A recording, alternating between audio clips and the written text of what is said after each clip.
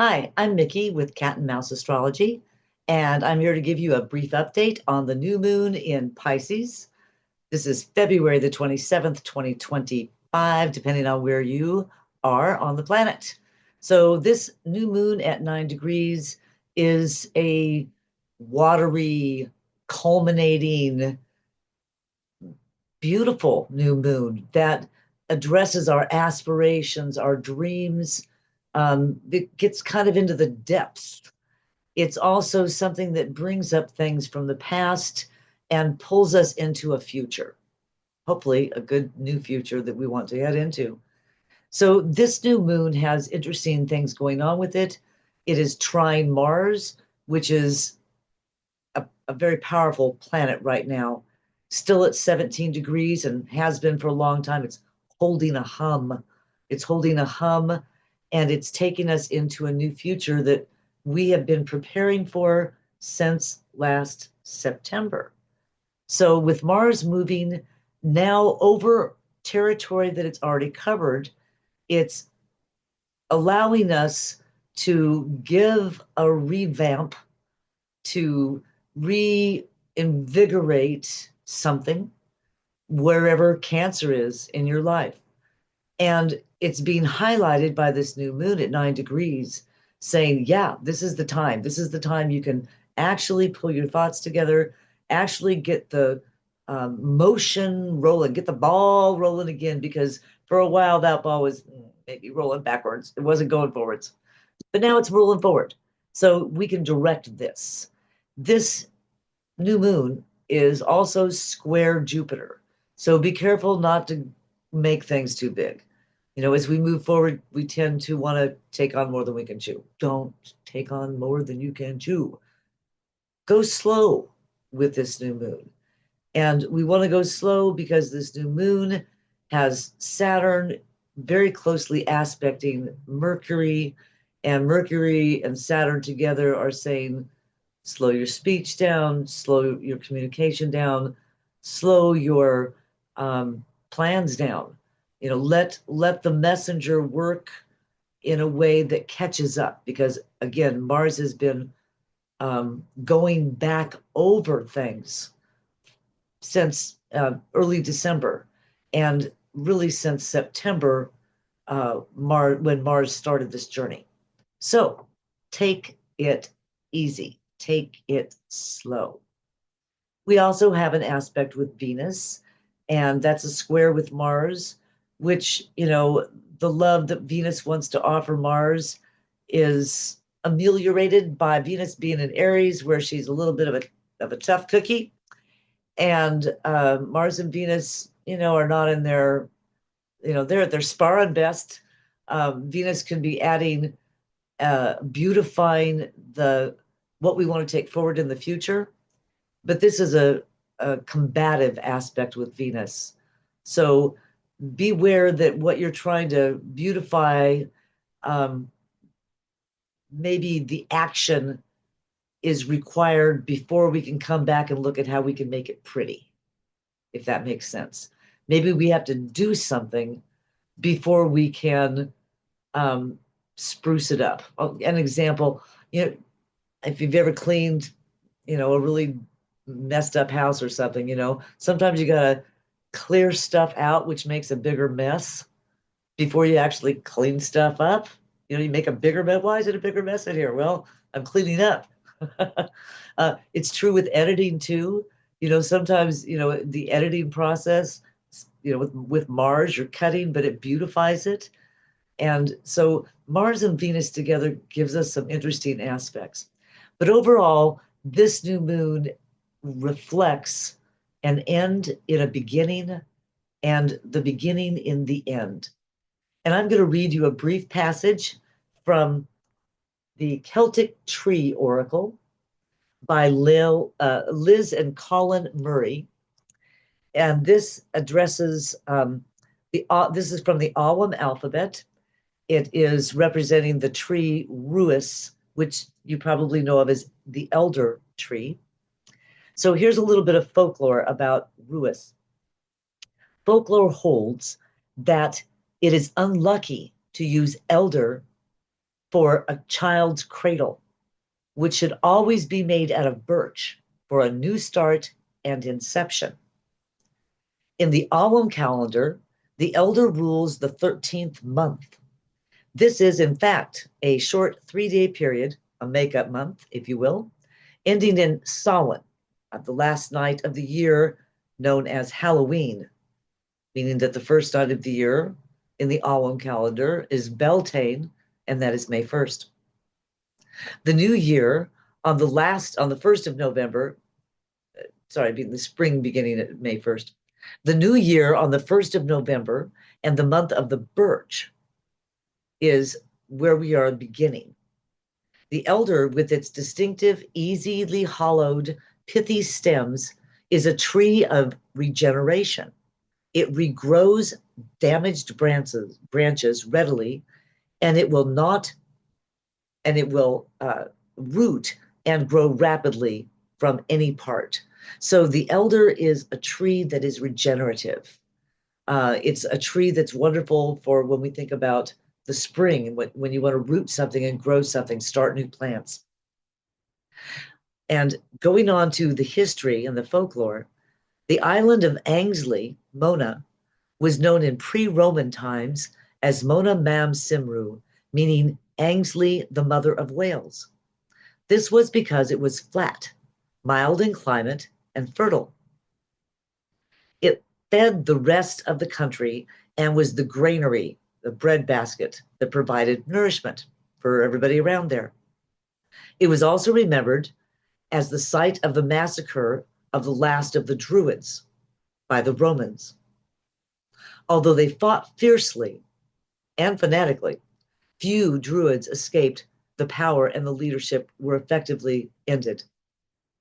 The Celts were fearless warriors, and because of their belief in the cauldron of rebirth, by immersion in this cauldron, they would be restored to life and restored to strength and enabled to return to fight again and again. So this representation, the elder, is linked to the eternal turnings of life and death, birth and rebirth. It represents the end in the beginning and the beginning in the end, life in death, death in life, the casting out of the devils of the old year and the renewal and creativity of the new year. The timelessness of the cycle by which the fading of old age is always balanced by the new start of birth. So again, this is the Celtic tree oracle. And, it uses trees as a representation for social and emotional things, which makes sense. And I often like to make analogies with plants for how we grow and change in our relationships with others and with ourselves in our lives. So at this time, in this Pisces time, when everything is built up here at the end of the zodiac, just getting ready to burst into the springtime, which is seen again as the new year by many cultures at the spring equinox. So when we reach that spring equinox of about March 20th, we've moved into the new. And this is also doubly represented right now by Mars just now balancing slowly, Mars, the fast planet, balancing to move forward, teetering at this edge where it's marking its path and the future, are, giving an imprint, an enneagram for what's going to happen for the future with this new moon. And what Mars is saying is, go, we got a green light here, baby. Green light, go. The only warning is don't get too big. Use Saturn as your friend. Let Saturn guide you by being restrained, constrained. Let Saturn keep the brakes on so that Mars doesn't move too fast into a future you can't control. You don't want to careen out of control here. You want to keep things under control. And remember that Venus, which wants to beautify, is in a challenging aspect. We have to get things done. We have to make the mess before we can clean it up. You know what I mean? We got to edit everything and kind of pile things around before we could rearrange and make it sound great. So this new moon in Pisces represents we are at that crux point where we're wrapping it up and we're looking at what's going to go forward. Because Mars is a planet that cuts things, you probably already had things cut from your life in the Cancer area, or you've chosen to let some stuff go. It's like, I'm letting that go. Mars tends to remove things that are unnecessary from our life. And in the Cancer area, that could be things that are comforting, homey. So having Venus at this harsh aspect is a little bit challenging. You might be really needing the little bit of comfort that the moon offers here, this newness and this opportunity that says, hey, we are headed somewhere. There is a change coming. There is opportunity.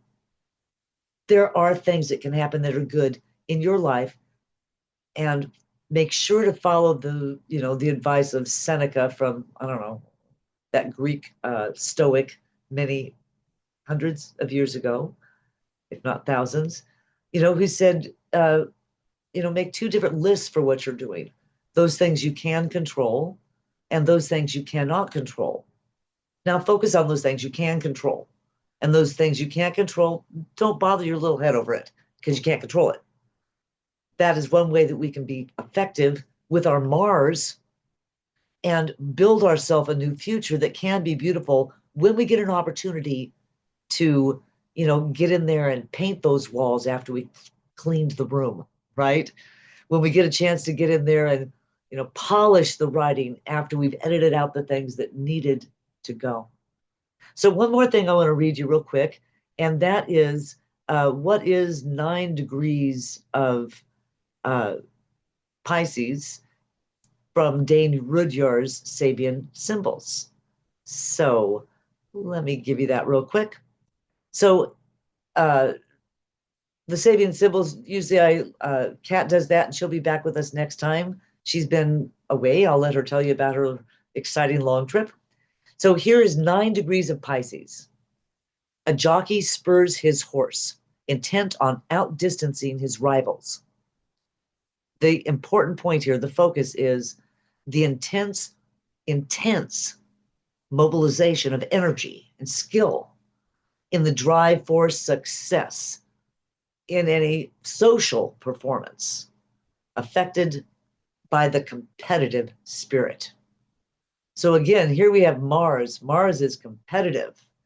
It's now moving forward where it can take action and do something. It's in the watery sign of Cancer, and it's aspecting the watery sign of Pisces. And these are signs that have to do with how we interact with each other, our emotions. And the skill for drive and success can be something that can be very intense for us as we move into this new future, and for others around us. So, we could be responding or reacting to others' intense energy. We could have our own intense energy. So a little bit more detail here. Since the end of the archaic ages, with the stressing of individualism, especially our American society, which worships the material images of success, the desire to win any kind of race engenders an often feverish release of energy controlled by technical skill and practice. Wherever we find this symbol, and of course, right now we find it at the end of February in 2025 as we move into a new future, this indicates the need to spur our total being towards a speedy attainment of whatever goal we have. So keep that in mind as you move into the future, and beware that your opportunities are now presenting themselves. You can't really beautify it quite yet, but you will be able to. So think about it. Don't stress it. Just think about the end in the beginning and the beginning in the end at this new moon in Pisces. We'll see you at the full moon. Cheers.